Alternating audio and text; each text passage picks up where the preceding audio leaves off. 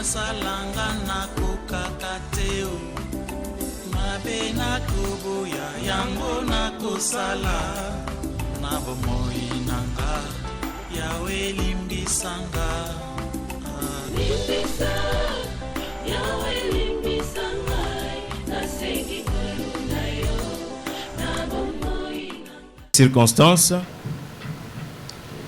Honorés serviteurs du Christ, chers frères et sœurs, distingués invités.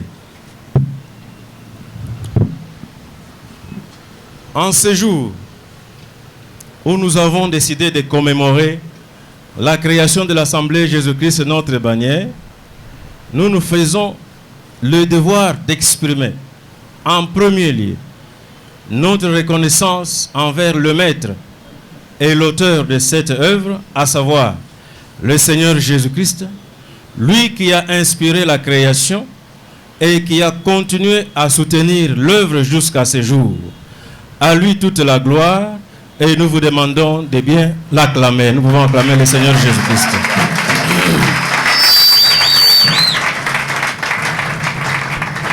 Nos remerciements vont ensuite à tous les serviteurs de Dieu. On ne peut pas les citer tous. À tous les fidèles qui nous ont encouragés à commencer cette œuvre et qui nous ont soutenus jusqu'à ce jour pour que nous soyons ce que nous sommes aujourd'hui. Que chacun trouve ici l'expression de notre gratitude et que le Seigneur Jésus-Christ se souvienne de ce qu'il a fait. Notre gratitude est aussi adressée à tous ceux qui nous ont fait confiance pour se joindre à nous et à tous ceux-là qui, d'une manière ou d'une autre, nous ont aidés. Notre prière est que le Seigneur Jésus-Christ puisse récompenser chacun. Pour la petite histoire, la décision de créer cette Assemblée Jésus-Christ, notre bannière, a été prise un certain vendredi, le 17 janvier 2020.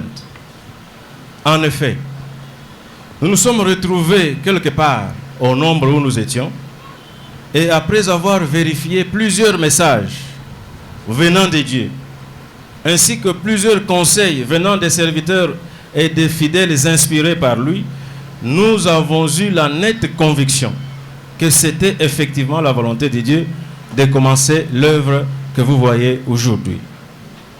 C'est ainsi que nous avons décidé de faire notre premier culte le dimanche 19 janvier 2020. Ce culte a eu effectivement lieu. C'était sur l'avenue Kaouka, au numéro 33, de 8 heures plutôt à 10 heures juste. Le culte a connu la participation de 19 membres. 4 papas, 5 mamans, 6 garçons et 4 filles, et avait pour thème « La prière doit se faire avec amour ». En ce jour, nous remercions Dieu de nous avoir permis d'atteindre l'effectif que nous avons atteint aujourd'hui. Est-ce qu'on peut acclamer le Seigneur Jésus?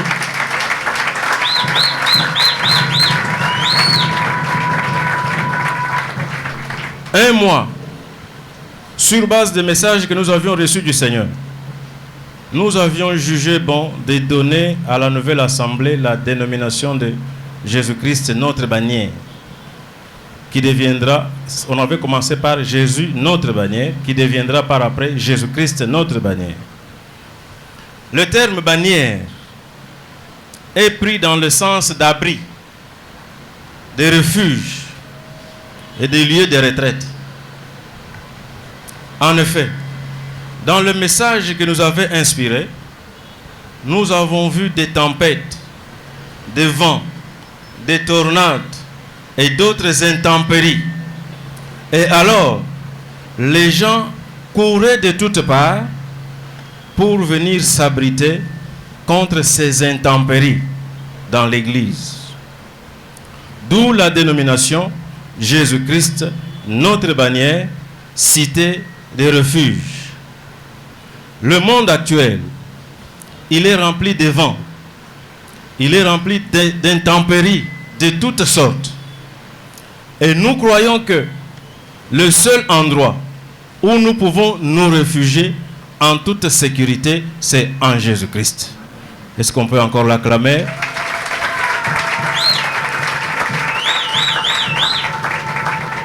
Honorés serviteurs de Dieu, chers frères et sœurs, distingués invités.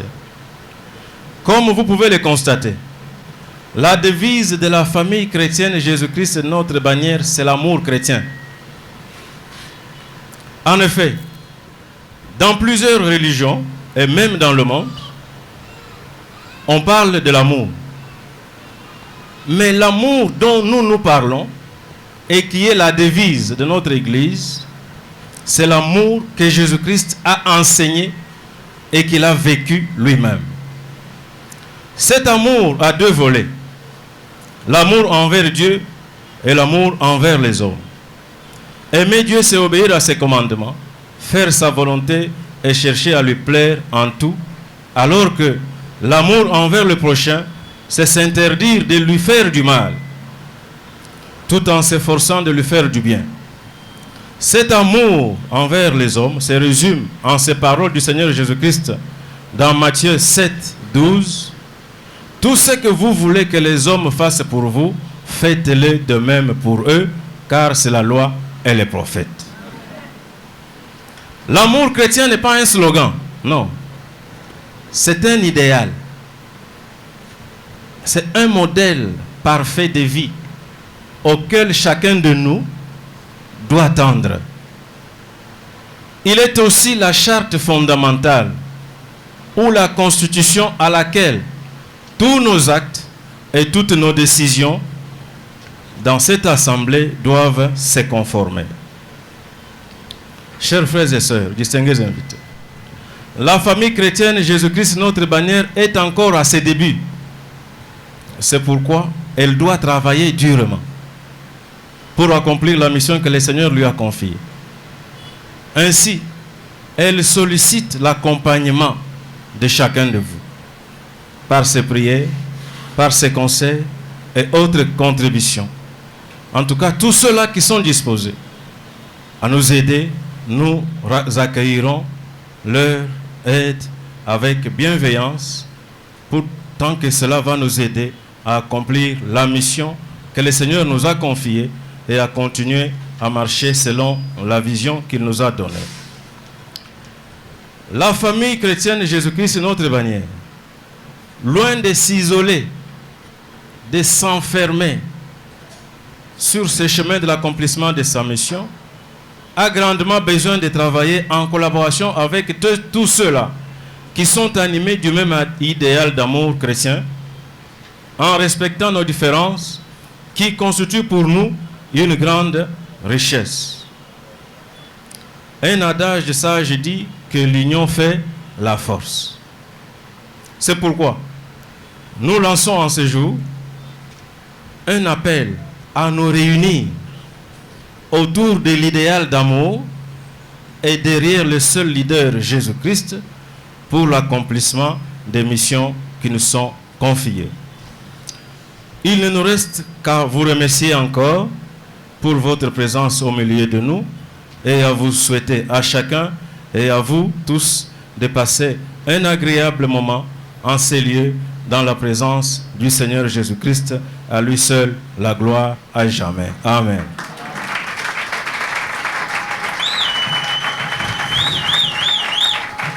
Pour acclamer pour la gloire de l'Éternel notre Dieu, acclamons pour la gloire de Jésus-Christ de Nazareth. Amen. Nazana esengo ya komona bino nyonso lelo. Nzambe azali mettre temps pe ya circonstance. Ayebaki na circonstance oyo akosala eloko oyo kosala siko pour que tout le monde na lisusu. Na kati ya occasion ya anniversaire ya église chrétienne Jésus-Christ notre bannière. Nazana joie parce que Nzambe oyo ayebaki moment oyo asa bongisa ki message déjà pour que nini akolobela bana na ye ayebaki que lelo vraiment nazomona kat na biso basal na Nzambe belé et Dieu a fait grâce que bango be accepter pour na kat ya rendez-vous oyo yango na pesi merci na Nzambe na kombo na Yesu Masia. N'appelle merci parce que yo ou accepter ou partager un moment oyo na baninga. Lulenge ya kota isa bolingo na biso. Lokola devise ya ba bien-aimé ezali bolingo ya solo oyo Yesu atalisaki biso. C'est de donner votre temps. Au pesitan na yo oyena kati na biso. Au pesitan na yo et pas baninga. Tant ezali eloko mutu ya makasi. Kotika ndako na yo ko na bisika oyo kulinga ko partager ce moment oyo na baninga. Et la kisi que vraiment au pesi eloko mutu ya makasi. Parce que ngonga oyo oki jamais ko récupérer ngo lisusu. Ngonga ezali eloko ya valeur makasi. Na pesi merci na pasteur Bavon Kabamba na ba serviteur nyonso ya Jésus-Christ notre Bagneur o ba acceptaki que mukolo oyo ba sepela kengana zo parole pour parler na kombo ya Jésus-Christ. Acclamons encore au nom de Jésus-Christ notre Seigneur.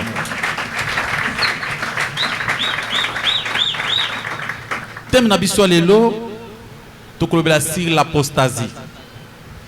Sur l'apostasie qui veut dire seulement l'abandon de la foi.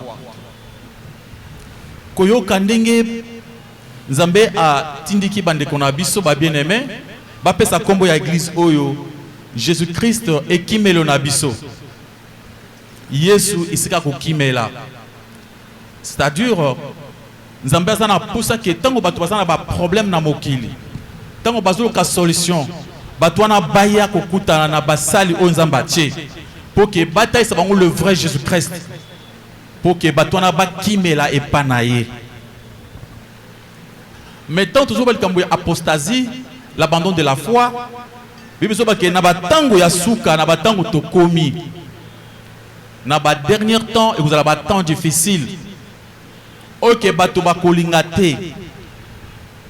Foi ya solo bato ba kolinga ba changer la parole de Dieu en mensonge.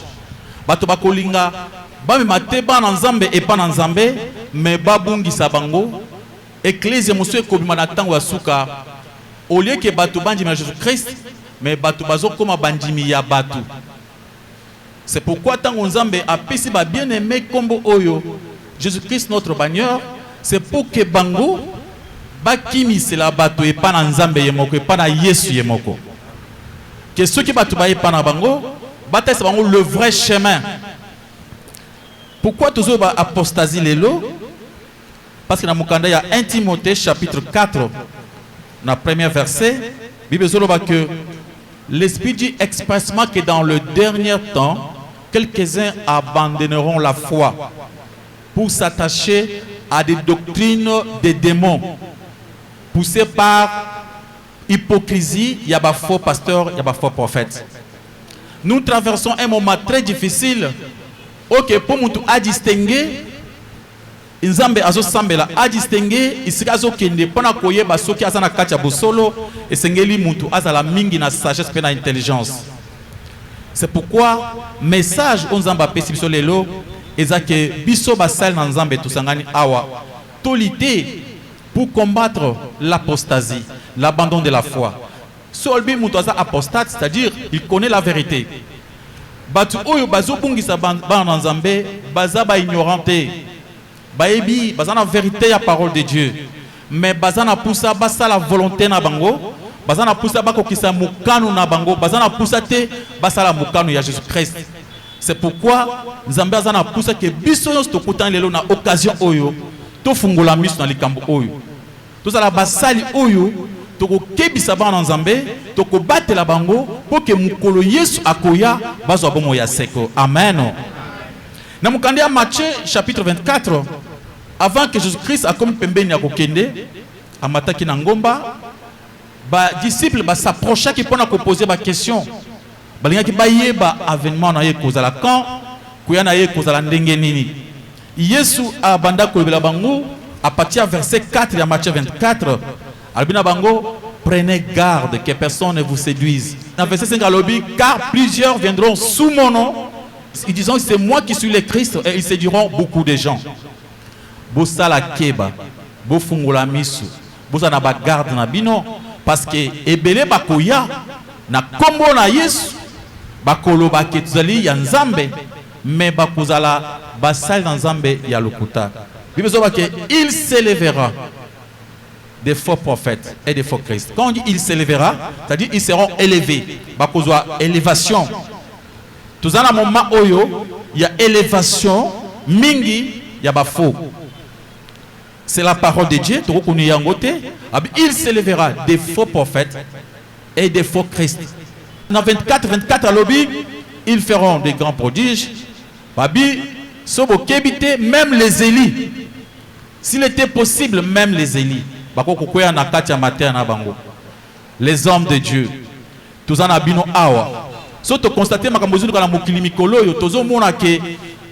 on peut tout avoir, mais vinabiso ndelo kwa mutu ya makasi. Tous on a batu bazo kufa na mikili ya poto, ba millionnaires, tous on a ba information. Batu ozo ka bazo prendre la Covid, plupart sont des multimilliardaires. Batu ya mbongo ebele, mbongo izo sala eloko mon côté. Ceux qui te kosala musala nzambe seulement pour avoir l'argent. Ceux qui te kosala ngo pona honneur na biso. Tomoni batu bazaki na ba honneur makasi koleka biso. C'est pourquoi il faut tout servir Nzambé uniquement pour sa propre gloire. Et c'est que tant que bandimi tozo kutana bango, tout là c'est le vrai chemin. Tomi lungola. Parce que ce qui fait souvent que apostasie ezala, c'est l'orgueil. L'orgueil oyanzoto. Batu bazana tendance, bazana pousse ça comme serviteur, azali kolo ya batu, anyata batu. Mais Nzambé alingi na bino vous allez parmi le vrai serviteur. Vous allez parmi ba oyo ba ko tambousa musa na Nzambe. Ko talisa ba tu vérité. Vous constatez comment Nzambe azaki na poussa na bino. Ce qui existe ce n'est pas par votre propre volonté. C'est parce que Dieu avait parlé à travers d'autres serviteurs. Ngamo konaza témoin, il y a église oyo koma ebimi. Nzambe abanda koloba, des fois même papa bavon abanda kondimate. Mais lui aussi ne comprenait pas pourquoi Zambazolo Babongo. Mais aujourd'hui, c'est la réalité. Ce n'est pas pour rien que Dieu avait fait cela. Ce qui nous a c'est pour son propre intérêt. Quel intérêt? Pour que la vérité soit prêchée. Vraiment.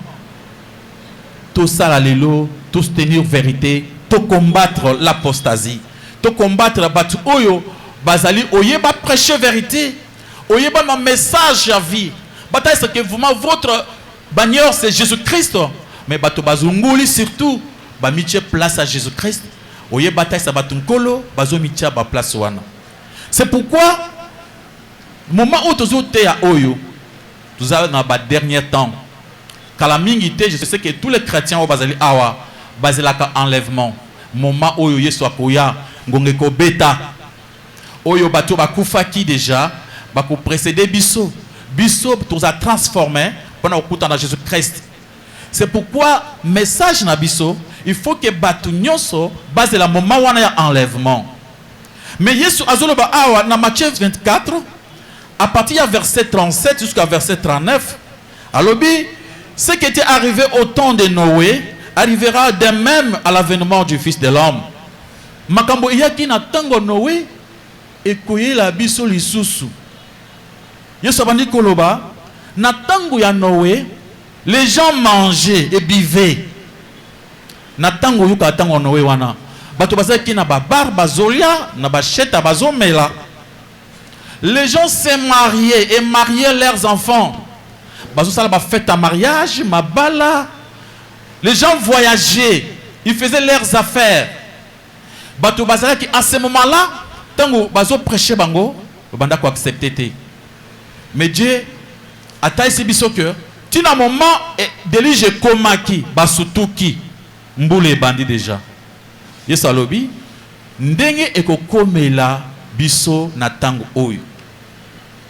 Bato bele balobaka le kola na mukanda Matthieu bizoloba que cette parole sera prêchée à toute la création.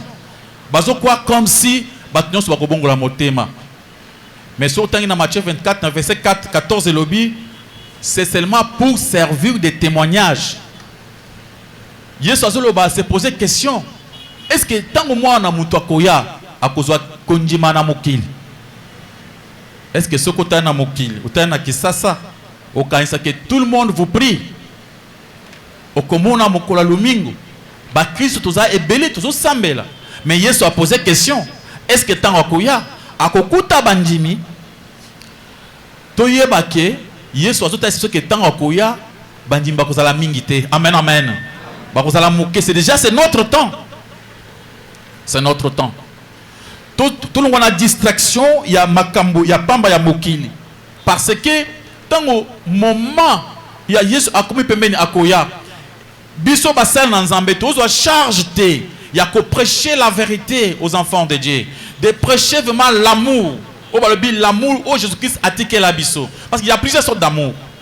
Les gens n'ont bolingo ebele, tout le monde a quand même na banzembo. Batomo kilibayemba ka banzembo ebele. Au monde a binzembo bolingo. Tout le monde a poète congolais, na ba poète mususu ya mokili mbaba. Ba beta masolo bolingo. Mais ce que comparer bolingo na bangona Jésus-Christ et Keseni. Jésus-Christ y avait bolingo ezali alingi biso pendant que tu na kati ya vie ya masum. Nantoyeba qui était. Dieu abandi kosa ela biso bolam. C'est cet amour-là. Nasali muninga nanga te poison giselanga, nasali te ata yaza motema mabenga nasali kaka bolam. C'est ça cet amour-là.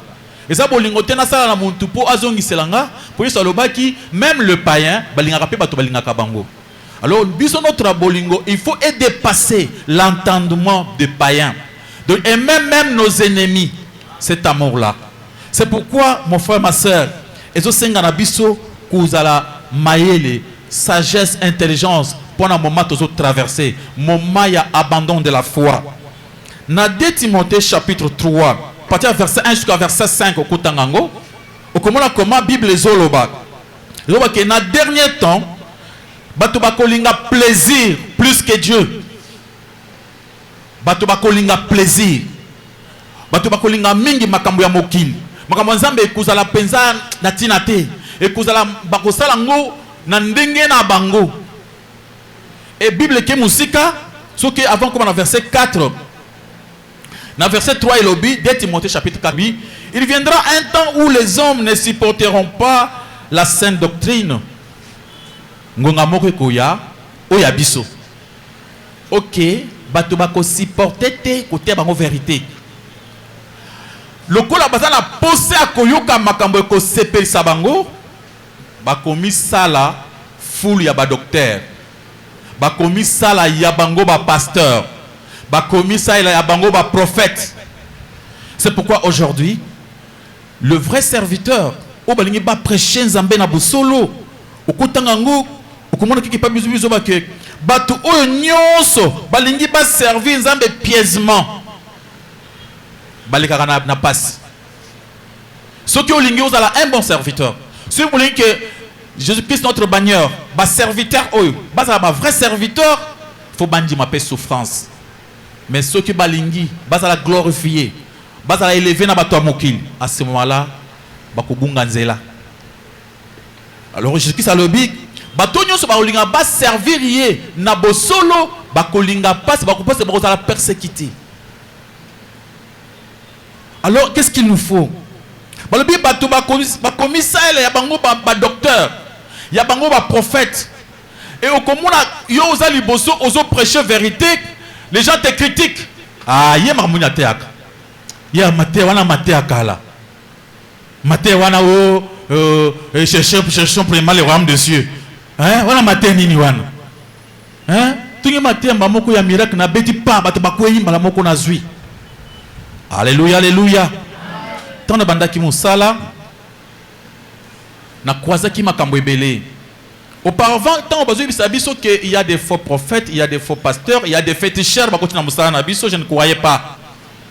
Mais un jour, plusieurs fois, na kutani na batu oyo bazo proposer nga penza kisi. Des hommes de Dieu élevés. Abenga penza vani singai. Et na mona que ceux qui na so na batonga moko, peut-être même le fidèle de mon église ne pouvait pas accepter. Qu'est-ce que moi je faisais?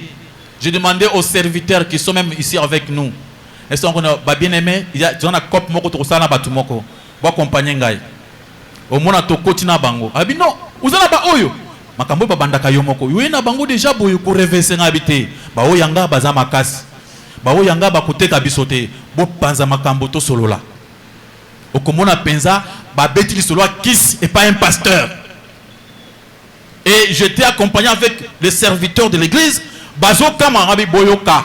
Tant balobi oui papa tondimio ezandengini. Non tokena Lagos, ezana mboka moko ezali boy. Balobi lobiti na tuni pe moko ba serviteur ezana mpo boyo bazaki ba bato Lagos. Atu obi mboka wana oui papa na ebi mboka eza place boy. Et notre bien-aimé ce que sengini. Non tokosenga le côté. D'abord yo ozote à église kama église ya moké. Il faut comme na ba concession. Il y avait des propositions. Oyo bato moké bana ko proposer soi-disant ba pasteur élevé, bazana mbongo ebele, ba biso ko moni biso senga bandimi mbongo ba pesa kate. Bandimi faut que ça va quelque chose. Mais ces gens-là étaient des pasteurs, de vrais pasteurs auparavant. Oyo ba changer, ba comme ba apostate. Bazala ki bato bazo sambela bazo prêcher évangile malam. Diboso bazala ki côté à vérité, mais balobi vérité na banda toté ya kango bato ba pambola marate to sango tierning. Malam ko kende sika zo futa. Jésus-Christ notre bannière. C'est ça les moments. Tous en mikolo mabe. Nzamba pesibino charge. A pesibino ba fidèle batunaye. Ba memenaye bobungisa bango nzelate. C'est pourquoi namukande à Tite chapitre 1 à partir du verset 9 jusqu'à verset 11. Je peux préférer que batangela biso verset wana. Totele makalikolo pona couper c'est quand même respect na parole de Dieu parce que Tite chapitre 1, verset 9 à 11. Nous lisons au nom de Jésus-Christ. Amen. Attaché à la vraie parole, telle qu'elle a été enseignée, afin d'être capable d'exhorter selon la sainte doctrine et de réfuter les contradicteurs. Il y a en effet, surtout parmi les circoncis, beaucoup de gens rebelles, des vains discoureurs, et des séducteurs auxquels il faut fermer la bouche. Ils bouleversent des familles entières, enseignant pour un gain honteux ce qu'on ne doit pas enseigner. Acclamons pour la gloire de notre Dieu. Que Dieu vous bénisse. Alléluia. Balobi, maintenant c'est pour nous tous qui sommes serviteurs et ensemble avec nos bien-aimés de l'ensemble chrétien, Jésus-Christ, notre bannière. Balobi, attaché à la vraie parole, telle qu'elle a été enseignée. Bokangama na maloba ya nzambe ya solo, ndenge teyama na Biblia, ndenge bantoma bateya yango, ndenge Yesu yemoko alobaka, to marché, to lobi bolingo, exemple à Jésus-Christ, to taisa kaka wana, to longola bolingo, exemple à Mokili. Total Isabana Nzambe pas attaché na vraie parole pour tous la capable de exhorter pour réfuter les contradicteurs. Il y a des gens qui sont là basés pour contredire la parole de Dieu. Les gens qui cherchent à changer la vérité en mensonge. Pour réfuter pour être un bon serviteur, il faut être capable d'abord d'être attaché à la vraie parole et de contredire aussi. Vous êtes capable de dire non, pas ça. Il faut veiller pour que tant que vous prêchez, tant que vous marchez, message est uniquement pour sauver les vies, pour que vous ayez la vie éternelle, pour l'enlèvement, pour que Jésus-Christ azwa batu. Pambate, il y a des gens parmi les circoncis, ils ont battu parmi Nzambe. Parmi soi-disant les enfants de Dieu, ils ont battu na kati. Oyo bazali na mate ya moko pona ko troubler. Dieu nous a appelés pour que tant que komi kote ya batu bazoya ipana biso to kabula bango na ba famille na bango te bandeko.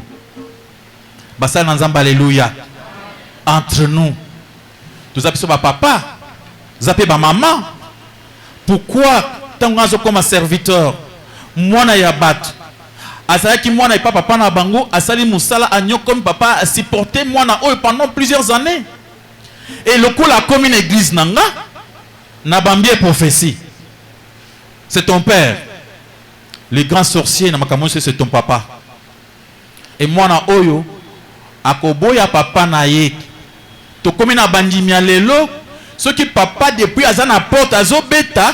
Moi, je la porte parce que Azo considéré comme les sorciers. C'est les sorciers qui sont à la porte. Sa maman, Aza mal accueilli, Nakachandak. Tomicha place na baboti, biso zali baboti. Yo mukolo bakopé sa moi na professeur bongo okosani. Babi, il y a des gens qui sont en train de bouleverser des familles. Bazali côté à Makamuro, il faut pas battre. Pendant qu'on soit quelque chose, il faut séparer cet homme et sa femme. Il faut lui séparer avec son père. Le message qui est prêché aujourd'hui, au comment on a même prière dans les gens sont en train de maudire leurs parents entre nous les serviteurs. Quel est le message que Jésus-Christ nous a laissé? Le message que Papa Bavon Kabamba vient de citer à l'obi, l'amour dans le lengue anani. Il y a Jésus-Christ et cet amour-là, Matthieu chapitre 5, verset 43. Bible dit, aimez vos ennemis, faites du bien à ceux qui vous haïssent, priez pour ceux qui vous persécutent. Alléluia. Vous voyez les messages Jésus-Christ nous a prêché. L'homme aura pour l'ennemi les gens de sa maison. Il nous a prêché un message. Alors, il ne fait pas confiance aux hommes. Les hommes ne sont pas dignes de confiance. Gardez-vous des hommes. Abi, na Michée chapitre 7, à partir du verset 5, Abi, ne te confie pas à un homme. On n'est pas là pour faire confiance aux hommes. Mon papa, je n'ai pas confiance totale dans l'éthique. Mais moi, je vais suivre la parole de Dieu. Et il dit, honore ton père et ta mère. Et Bible dit, même dans Matthieu chapitre 15, à partir du verset 3, 4, 5, 6, 7. Et l'obinin, il faut toyer bisa bandimi, baye bakosunga mabota na bango, avant baya kopé sa pébiso. Basana nzamba, alléluia. Et aujourd'hui, toté yango to lobi yango za servitude. Son père, bako kopé sa été. Sa maman, a kopé sa maman na bino et sa servitude. Et aujourd'hui, bato basambelaka, bakomi na image ya mabe. Alléluia, bana nzambe. Et ça qui prévu que bato basambelaka, basa na image ya malam. Bato basambelaka, basa bato bolingo. Mais tout le monde a tout tanga na titre, ah balobi message oizo bima et ça dit ko bouleverser. Balobi, il y a parmi les circoncis des gens rebelles, des séducteurs. Bazo prêcher message pour la koucha désordre na katia ba famille. Nzamba lingi kimia message na biso e banda kopesa kimia na katia mabote ya bato. Après bato ba komi na ndako na nzambe balingani. To tangisa ba na nzambe baye ba kolinga ba voisin. Voisin ata ensemble la na église nini. Yo la kisa yeke yo semble la na giza ba Kristo. Et comme le kolo yo sa chrétien, le kolo ya ensemble la côté mosusu ata mbote ozo pesa ete basaka bandoki non. Alléluia. Parce que on a été mal prêché. Alléluia, alléluia. Tout à ce ban ensemble message d'amour na ba quartier tout vandaka. Montrer notre maître Jésus-Christ. Voilà comment il nous montrait comment prier na bandako. Alors bisoko lingo sambela kota na ndako kanga porte. Sambela malembe nzamba koyoka yo. Mais qu'est-ce que nous avons enseigné à nos fidèles? Alinga bandako sambela ndako sasa zali pasi ndako bache mir koto etikali polele oyo ba voisin basala kuna kote yokanaka. Ndeko bandi lo sambo. Abandi ko crier, azo crier. Bon ceux qui moninga azo bela attention. Ceux qui albika ndeko excuser nga azo bela ndoki yowana. Ça c'est fait au nom de Jésus. Amen, amen. Donc bato bazo sambela batangisi bango mabe, batangisi bango message à kobunga. Oye baza na message d'amour. Oui ça que ici comme Christ avandaka, ba voisin ba sepelaka. Wana za mo Christ penza, papa wana sambelaka. Ata osali nini a comprenaka. Mais ba ya bandi mbiso to tei baza problème. Ko banda na baboti na bango moko, balinga bango te. Mais comment les gens qui vous prient, ils n'aiment pas même pas leur propre famille. Alléluia. Maboko makasi prend le comme dans koleso masia. Na mukanda ya Galates chapitre 1 à partir verset 8 jusqu'à verset 9. Apôtre Paul lobi. Ata ange alikolo a écouté bino message mosusu. Ata nani ate bino message en dehors ya oyo Yesu ateya biso. Oyo bantoma bateya biso ala kila mama be. Apôtre ake musika, même nga apôtre oyo. Ceux qui na zongi lobi na changer message. Bonji melanga te. Après na verset salobi, tous ces pensa bato mokilité.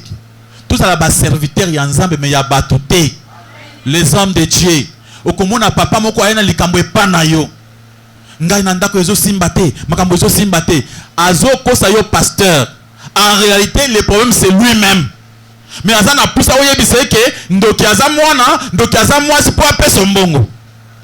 Il faut toujours courage ya kutuna papa wana bien ko ise papa na ndenge na moni faut to ezayo ko yebisa ye vérité que non makambo nyonso nazomona yo oza papa ozaka na mwasi ozana musu pembeni obimaka makoto kenda yeba na kate d'après la parole de Dieu même makambo usale oyo nde pesi ezo pesa malédiction na kati ya ndako na yo eza mwasi te eza libana te mais les hommes de Dieu sont comme papa za na mbongo aya chemu to kalibanda akoti nazomona makambo ezolika bien te na laisse na ndoto mabe tuna ye alalaki wapi ya za na basi boni ye vraiment Alexandre Ngonga mingi wapi o retourna été bala moko kangele na moni penza mwana moko azana ndako azoloka na moni mwasi na yo aza mwasi mabe. C'est comme ça que nous avons séparé de mariage to baby si tu es désordre na kati ya vie ya bana na batu. Alléluia, alléluia, amen, amen. Des Corinthiens chapitre 11 verset 13 et lobby, ces hommes-là sont des faux apôtres, des ouvriers trompeurs déguisés en apôtres de Christ. Des apostates, ce sont des faux apôtres, des ouvriers trompeurs. Ils se sont déguisés en apôtres de Christ. Cela n'est pas étonnant parce que Satan yemoko amisala lokola moi en nzambe. Satan peut abira na bandoto lokola angelo. Ata omuni ndoto, omuni Yesu ayaki na ndoto. Il faut que la makambo Yesu ayebiso na ndoto c'est que ils contredire Bible asa vrai Jésus té. Bible so ba ke ba plusieurs Jésus-Christ ba kosa na mokili. C'est pourquoi il faut tout ça la keba. Matthieu chapitre 7 verset 21 à 23, Bible so ba ke batu nyonso ba benga ngai nkolo nkolo. Bango nyonso tende ba kokota na makambo na nzambe. Kaka ba oyo ba kocha en pratique ma parole. Bible so ba so abik batebele bakoloba na Jésus-Christ na tango asuka kolo biso tobandaki koteya na kombo na yo toteyaki pe koteya kauka kuna na kombo na yo koteya kitambo nazaki pasteur Yesu alobi na koloba bango vous je ne vous connais pas bino na éviter vous allez nous kuna na bino pesate non monsieur non maître moi-même j'ai fait des miracles na kombo na yo batu babika kinga miracle na sambeli batu babiki bien metanga isa na mukanda. Alléluia, alléluia. Yesu alobi oh vous savez miracle mais vraiment je te connais pas. Toi moi je te connais pas. Et batu bako pesa bakambu ya boye. Pourquoi? C'est que ce n'est pas bien pour un serviteur de Dieu oyo azote andena te aboye mais makambu salaka. Amen, amen. Vinaye d'abord un serviteur d'abord c'est sa vie. Il faut battre la vie à serviteur. Ndenge ba papa ba vont ba bandi musala na nzambe bazo sala boy. Toko banda kotala bango miso minene. Bana nzambe alléluia. Na mariage na bango. Est-ce que ba venda kabina basi na bango? Ce n'est pas vrai. Un bon serviteur toko mona ndenge ba venda kana maman. Comment yona mwasi na yo bo kana kate? Okoki kuvanda na mwasi na yo moko te. Oya kote kaka biso bandim.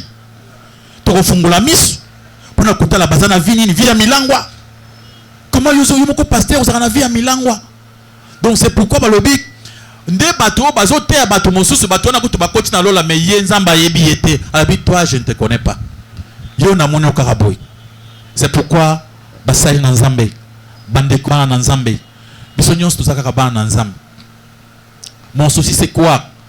Yesu azana posa que tozwa décision to tambusa lingomba ya nzambe na bosolo. To soutenir bande kona biso to pesa bango ba conseil ya bien ata e kusala bango passe. Il y a des fois au moni bango na mbeba te soki na lobi boye otomona ke papa tizon akomona mabe soki na lobi ke papa tizon ezate na yebiso vérité ke papa tizon oyo komi ko sala eza bonzambe te oza omona lokola oyo soko koyi boye oza musanza mba lokota tikanzela oyo zela zambe yango oyo nde moninga ya malamu yangwana mais soki oya tomoni bango na mabe tozi mafuta topakoli bango ekozala mabe tosonga bango ndenge wana poke bakende liboso. Amen, amen. To bunda poke to me mabana nzambe na nzela ya solo to lakisa bango vérité Parce qu'il y a bien que vous connaissez la vérité et la vérité vous affranchira. Et là, quand ils allaient délivrer Banana Nzambe, ils allaient koyeba solo. Alléluia, alléluia. Notre conseil pour l'ensemble chrétien, Jésus-Christ notre bannière, et ça que Bozu Moussala Moma Moko Mabe, Moma ya ba difficulté, ya tango suka, Moma Oyo, Batobé Bazo s'est glissé, Batobé Bayaka Nenginin, Aïna no akot na église Nabino Bado Sambia Nabino, a commis serviteur, na kat Nabino serviteur, lobby a sali faute ya black. Beaucoup mi kotala, yaza serviteur, yaza serviteur to sani, nde muntu ayepa na bino, anjimiti a commis pasteur, lobby abimi na mwasi abato, yaye mwasi aboyiye, abite nga samba la terre kitoko. Côté ya kitoko ya muntu ezana tinate. C'est pourquoi il faut tout fungula miso.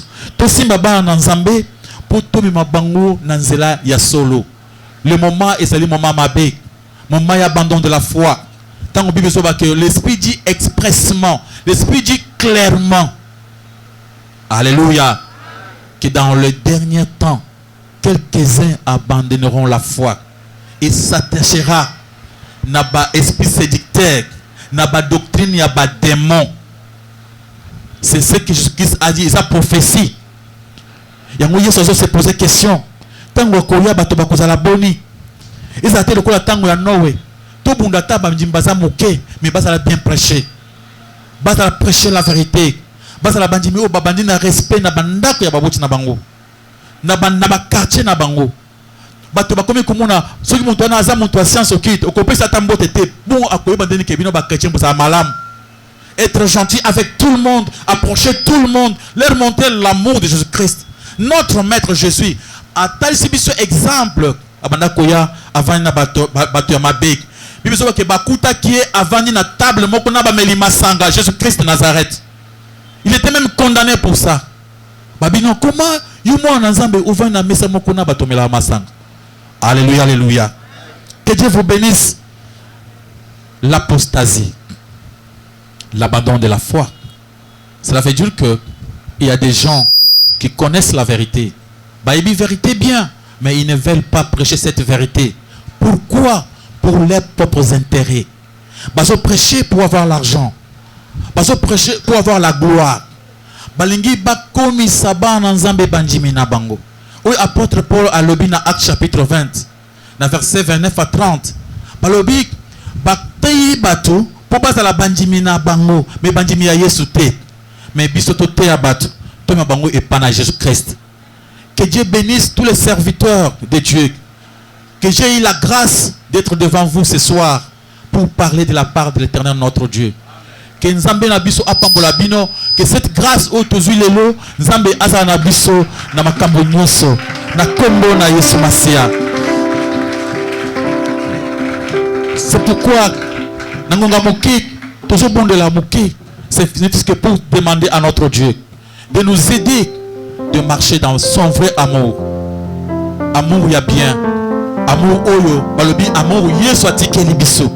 Amour Yesu atikeli bande konabiso atès bande biso les bannières Jésus-Christ notre bannière. Que tout quoi partager cet amour ensemble avec eux, parce qu'aujourd'hui les chrétiens sont séparés. Semble là que vraiment message la vérité c'est la prêcher. Semble là vraiment que tous les serviteurs tous allez awa Zamba sala biso grâce nous allons parmi bas serviteurs oyo bako bunda pour prêcher la vérité. To bondeli na kombo na Yesu Masia.